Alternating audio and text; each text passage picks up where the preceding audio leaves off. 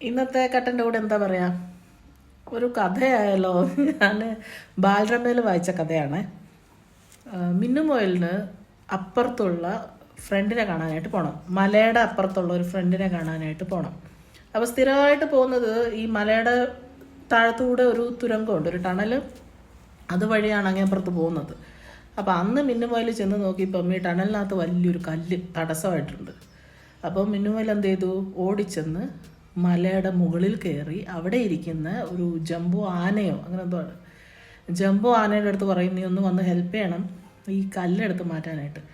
അങ്ങനെ ജംബോ ആന തിരിച്ച് താഴോട്ട് ഇറങ്ങുമ്പോൾ മിന്നുമൊയിലും ഈ ജംബോ ആനയുടെ കൂടെ താഴോട്ട് ഇറങ്ങുക. അപ്പോൾ ഈ ആന ചോദിക്കുക മിന്നുവിൻ്റെ അടുത്ത്, ഇതെന്തിനു നീ എൻ്റെ കൂടെ ഇങ്ങോട്ട് താഴോട്ട് ഇറങ്ങുന്നത്?